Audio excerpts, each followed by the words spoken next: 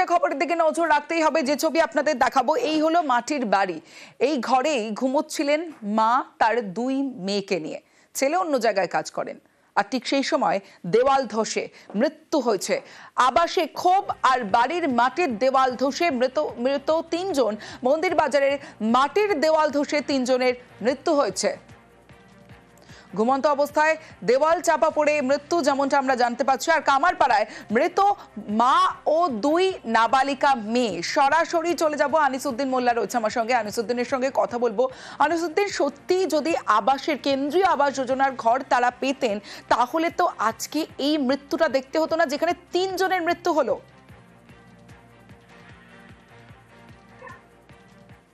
একেবারেই অবশ্যই। দেখো, এই প্রশ্নটা কিন্তু এলাকার বাসিন্দারা করছেন যে যদি এই বৃহস্পতি কর্মকার, যিনি যার মৃত্যু হয়েছে এবং যার দুই নাবালিকারও মৃত্যু হয়েছে দেওয়াল চাপা পড়ে, তারা যদি অনেকটা আগে আবাস যোজনার বাড়িটা পেত, তাহলে হয়তো তাদেরকে আর এভাবে প্রাণ হারাতে হতো না। তুমি জানো যে গতকাল রাতেই তারা একেবারেই রাতের খাওয়া দাওয়া সেরেই রাতে ঘুমিয়েছিলেন, কিন্তু তারা কিন্তু জানতো না যে এভাবেই তাদের মৃত্যু হবে। এবং যেটা আমরা স্থানীয় সূত্রে জানতে পারছি যে ভোরবেলায় কিন্তু এই দেওয়াল চাপা পড়ে এবং স্থানীয় লোকজন আওয়াজের শব্দ পেলেও কিন্তু তারা অতটা ভ্রুক্ষেপ করেনি। সকালেই দেখতে পান যে দেওয়াল চাপা পড়ে রয়েছেন এবং তাদেরকে তিনজনকে উদ্ধার করে প্রথমে নায়ারহাট গ্রামীণ হাসপাতালে নিয়ে যাওয়া হয়। সেখানে চিকিৎসকরা তাদেরকে মৃত বলে জানায়। পরে তাদের দেহ ময়নাতদন্তের জন্য ডায়মন্ড হারবার পুলিশ মর্গে দেহগুলি পাঠানো হয়েছে। এই ঘটনার পরেই মন্দিরবাজারের বিধায়ক জয়দেব হালদার তিনি ঘটনাস্থলে যান এবং তিনি বারবার কেন্দ্রীয় বঞ্চনার উপরে কিন্তু অভিযোগ করছেন যে কেন্দ্রের বঞ্চনার কারণেই তারা এতদিন বাড়ি দিতে পারেনি, কিন্তু বাংলার আবাস যোজনার প্রকল্প যখন শুরু হয় তাদেরকে সেই বাড়ি দেওয়া হয়েছে এবং দ্বিতীয় কিস্তির টাকাও তারা পেয়েছে। বাড়ির সামনেই তারা একটি নতুন বাড়ি তৈরি করছিল, যা এখনো পর্যন্ত অসম্পূর্ণ রয়েছে। যেমনটাই বিধায়কের পক্ষ থেকে কেন্দ্রীয় সরকারের বিরুদ্ধে অভিযোগ করা হয়েছে, তেমনি পাল্টা কিন্তু বিজেপির পক্ষ থেকে বলা হয় যে তারা যে এই যে আবাস যোজনার টাকা পেয়েছে, তাহলে এতদিনে কেন তারা বাড়ি সম্পূর্ণ করতে পেল না? তার পেছনে কি কোনো কাটমানির গল্প রয়েছে? এমনটাই বিজেপির পক্ষ থেকে অভিযোগ করা হচ্ছে। তবে গোটা ঘটনায় শোকের ছায়া নেমেছে গোটা এলাকায় এবং পুরো ঘটনার তদন্ত শুরু করেছে মন্দিরবাজার থানার পুলিশ। বেশ, আনিসুদ্দিন। সকাল 8টার সময় আমার দেওর এসে জানতে পেরেছে, দেখতে পেয়েছে যে ঘরটার মাটির দেওয়াল পড়ে আছে, ওরা চাপা পড়ে আছে। বাড়িতে গিয়ে বলছে বৌদি ওদের কোনো সাড়া নেই, দেওয়াল পড়েছে। আমি বলি তুমি চুপ করে শুনে চলে এলে? বলে আমি ছুটে এসে দেখি না, পুরো সবাই চাপা পড়ে আছে। আমি চেঁচিয়ে পুরো পাড়ার লোককে ডেকে ওদের মৃতদেহ সব বার করা হলো। দেখছে যে কোনো সাড়া নেই। ওদেরকে আমি পরশু দিনে ওদেরকে বলে গিয়েছি যে দিদি দেওয়ালটা পড়ে যাবে, তুমি এই ঘরে কাগজ টাঙিয়ে থাকো।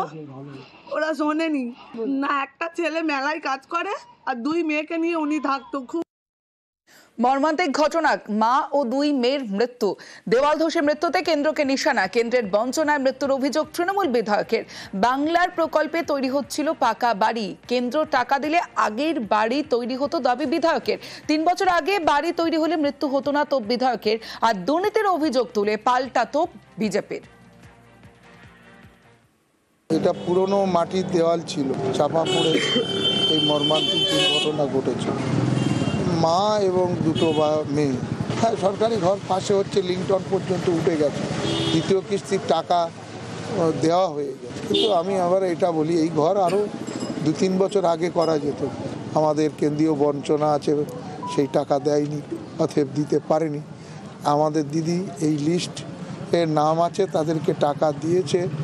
তো এমন দুর্ঘটনা আমার মন্দিরবাজারে আমার রাজনীতি জীবনে কখনো দেখিনি।